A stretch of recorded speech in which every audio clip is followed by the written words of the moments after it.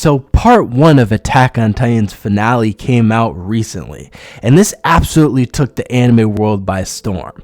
I mean, the episode was supposed to be released in the morning of March 3rd, but it was delayed due to Crunchyroll being afraid that it was actually going to crash the website, is what some rumors said. Others believe it's because they needed to sub the episode, but it took them quite a significant amount of time to release the episode on the same day.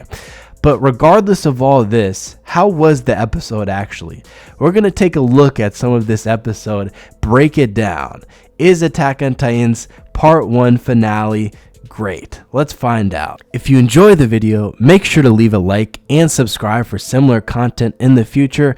Let's get straight into it. Now, if there's one thing that's undeniable about this season finale part 1 is that the graphics, the music, everything, the content, the visuals, all of this is top tier.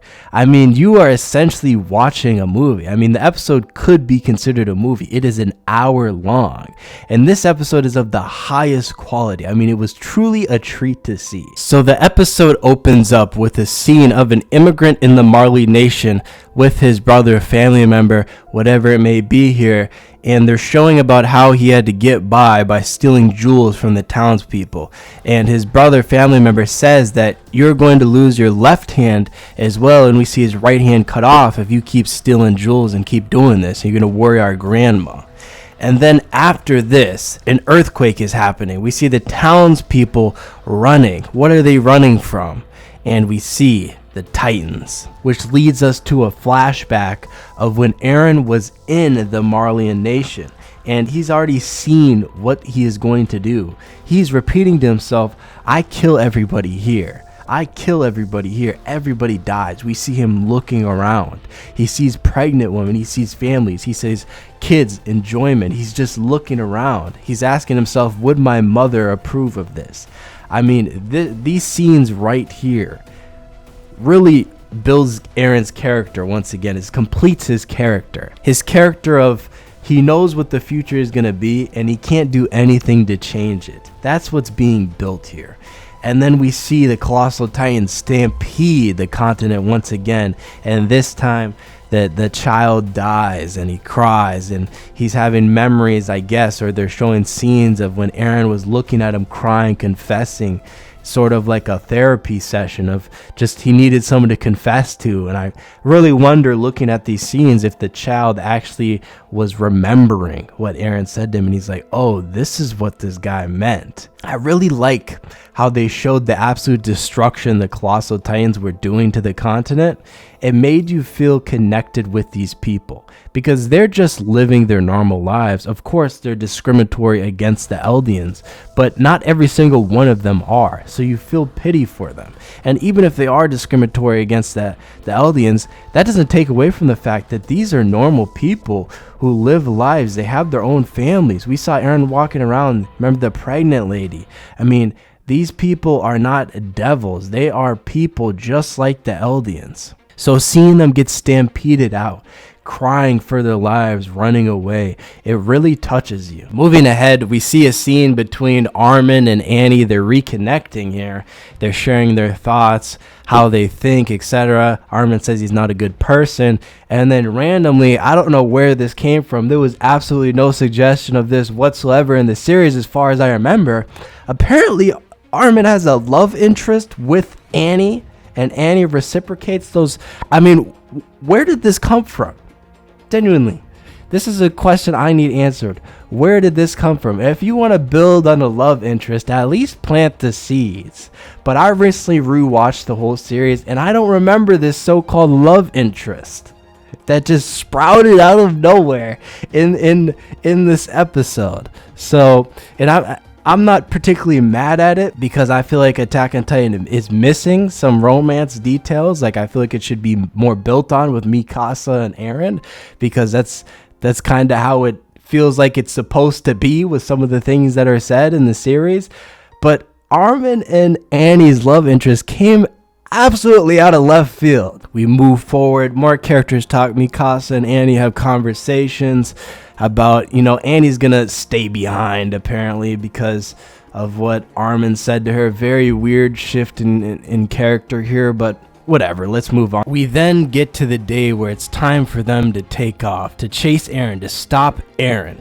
They all said their goodbyes, they did their rounds, and then as they're just about to finish fueling, this is a weird coincidence, right?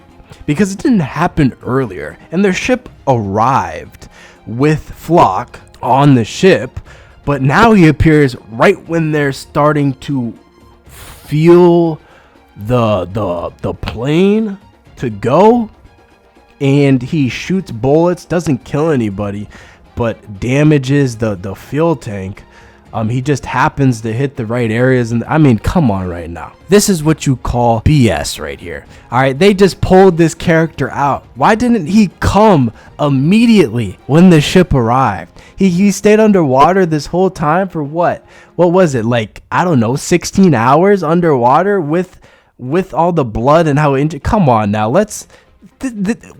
I mean, I know Attack on Titan is not supposed to be equivalent to real life, but this is just a cop-out right here. This is a cop-out. He shoots bullets to damage the fuel tank, and ultimately they can't take off because the fuel tank is damaged, and they have to weld the holes shut, and then it will work. And this is made out to be a process that's going to take a long period of time, an hour they said, to weld some holes. But the Colossal Titans are coming. Now they just appear. They appear at the pristine moment, of course, and somebody has to buy some time. This is where I do not understand how they even decide this would be how the author decided it would even be remotely a good idea to have this occur, to have this play out as the way it did, because this is terrible. I'm just gonna be honest here. It is bad. All right, we got people who can transform into Titans and could possibly delay these Colossal Titans that suddenly appeared. And we got Hange, who volunteers to go out and sacrifice herself. And if you look in the background of some of these scenes, there's like 1, 2, 3, 4, 5. I mean, these Colossal Titans are in the tens. Okay, what is Hange gonna do? What is she going to do with her 4 rockets versus these Colossal Titans? And we see what she's going to do. And she goes out and she knocks them over. They trip over each other. And she doesn't even seemingly delay any time. Like it seems like they would have made it anyway, even if she wouldn't have did that. Because, I mean, they're stepping over the Colossal Titan's corpse anyway, and they might be tripping, but how much time is she really giving them? And was this even really necessary? Because she burned to death, but we saw earlier in the Attack on Titan series that Armin held on Bertholdt's Colossal Titan for a significantly longer period of time at a closer range, and he was burnt to a crisp. But all of a sudden, Hange is getting burnt to a crisp while she's flying around, probably dissipating some of this heat. And you could say there's a collective Colossal Titans. They're producing so much heat. Yeah, she has maneuver gear, right? She can kill one and she can go away. Like, this is not something she needs to die for. I don't understand this. This is just character assassination here. They were trying to figure out some way to get rid of Hange, and they figured it out. She did not need to die here. There was no need for her to die here. You could have took some lesser characters and done the same thing. So then we see the whole crew crying afterwards about Hange's death, and we have some scenes of Hange going into the afterlife and meeting Erwin and all of her other scout regiments that passed away. And maybe this gives us some hint into Attack on Titan's afterlife. They're talking on the airplane about forgiving each other, how they're going to deal with Eren, and then they're transferred into the Eldian space, you could see, Ymir's space. And this is where they're trying to call out to Eren and say, let's talk about this, because why wouldn't you talk about this? I mean, the common theme, once again, for Attack on Titan, and this is my criticisms, they assassinated Eren's character. They assassinated these characters. Eren did not need to do this plan this way. There were so many different options, and he chose complete, utter genocide for absolutely no reason. I mean, it's unbelievable. It's honestly unbelievable. I don't know how this got written down and it got animated. Throughout the whole story, they're talking about being a deeper connection and they forgive each other so much, but they forgive each other so much that Eren can't even trust them. I mean, what? And the ideas that they had to save the Paradise Island were actually not even that bad either. Let's use the Colossal Titans to destroy some of the military bases or whatever, threaten the rest of the world. You know, this would have actually worked in the long run. It would have worked. And Eren's reason, we see later, his reason for not doing this is because it doesn't guarantee the Eldian survival. What is this? This idiocy. What is this absolute troglodyte mindset? You're not going to have a 100% success rate with any option you choose. Even if you use the Colossal Titans to destroy the whole rest of the Eldian world, you have already seen that people in Eldia are going against your own wishes, and they're more than likely, even if your whole plan succeeds the way you planned it out, they're more than likely going to cause a rebellion that's going to rebel against the Eldians. Maybe there'll be Eldians that ally themselves with surviving other races or whatever, and they might even take down Eldia. I mean, there is no 100% success rate.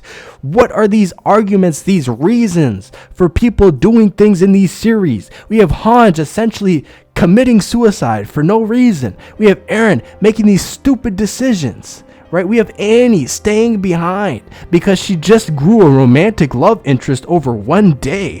What? And then we have Eren, while they're in this space, saying there's no need to have a discussion. I mean, this guy is so desperate to be a martyr, to be the villain. I mean, it is insane. He wants to be the villain. There are so many different solutions. Just discuss it. Just use your voice. Speak. But no, I have to believe in the future. If there's one thing that Attack on Titan wants to do so badly, it is display the fact that you can't change the outcome of the future. That seems to be their main goal with this story. And then we see the scenes where, oh yeah, Gabby and Colt. I forgot to mention them. Yeah, they stayed on the ship. They were locked into the cabin, and I don't think Gabby's worth mentioning anyway.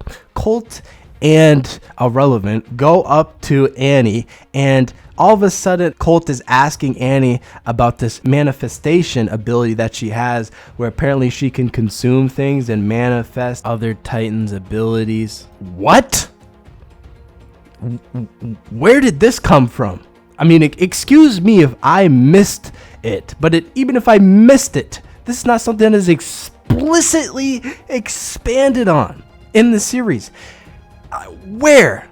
Okay, and somebody can point out the specific episode and time it was mentioned in one sentence about how in the beginning she manifests these crystals and the Titan flesh, and she used that as a weapon, and this connects with it. No. This is just the author pulling out another BS card to play their story of fitting everything together because it needs to fit this way. But he talks about how he has these dreams because he has Zeke's spinal fluid about how he can fly.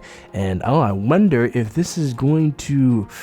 Maybe it's going to have to do with his Titan abilities. Maybe it's going to play out perfectly for them. Okay? And don't even get me started on the fact that Eren could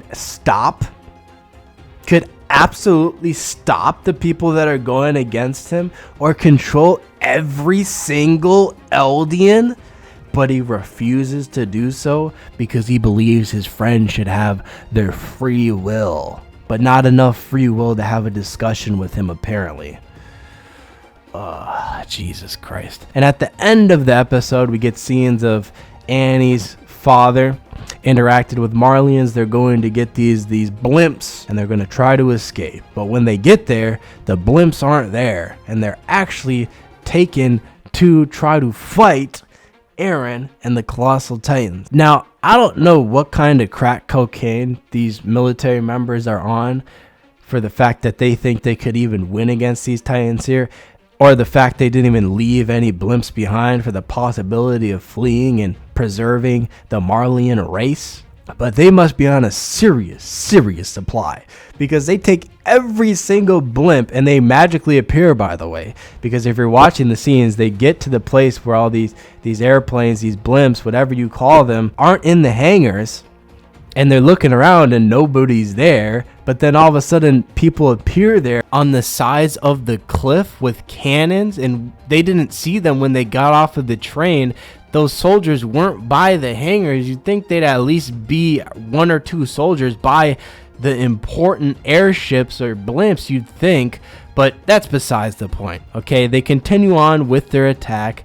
They must be smoking that serious supply because they get blicked, right? And this is obvious it's gonna happen. Like, there was no scenario for any viewer watching this show right now who thought that the military was gonna come out on top and stop Eren here. And don't even get me started on the fact that the commander is using binoculars to see when he's closer than the people on the cliff, but the people on the cliff can see exactly what's happening, as if they have this superhuman vision. Where did this come from? And then the crew to stop Eren arrives. Yes, they arrive right after the Marleyan military got absolutely wiped out.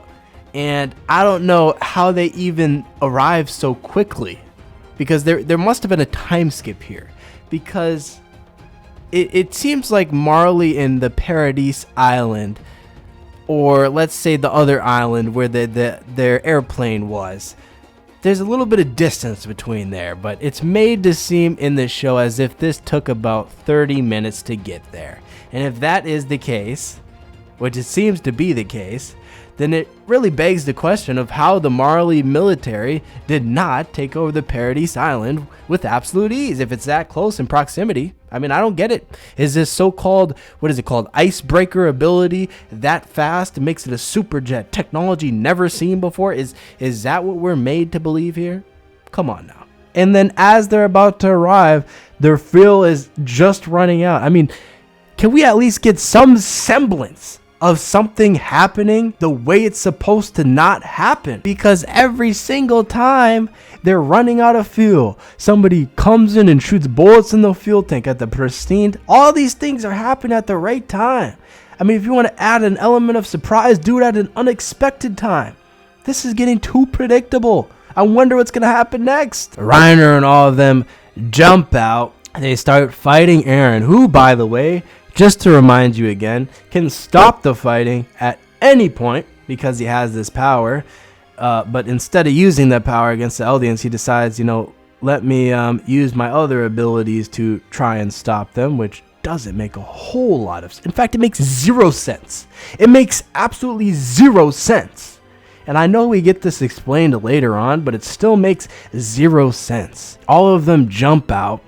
And we see them start fighting Eren. While this episode had amazing visuals, amazing music, amazing animation, and it was definitely a joy to watch, when you look at the actual storytelling and the way the story is playing out, it is terrible. There's no other way to look at it here. There's so many different things that didn't have to go this way. And it makes no sense that they went this way, other than the fact of, let's assume that Eren just stopped trusting all of his friends and just wanted to do whatever he wanted suddenly. Right? That's what we're assuming here. The people that he grew up with closely, Mikasa, Armin, yeah, I don't know those people anymore. I'm just gonna, I'm gonna go off on my own and do things with Zeke and some woman who wants to be a man. Like, what? I don't get this. But the reality is the series has been getting worse as time progresses. And I think this episode was a perfect example of that. But if you enjoyed the video, make sure to leave a like and subscribe for similar videos in the future. I will see you in the next video.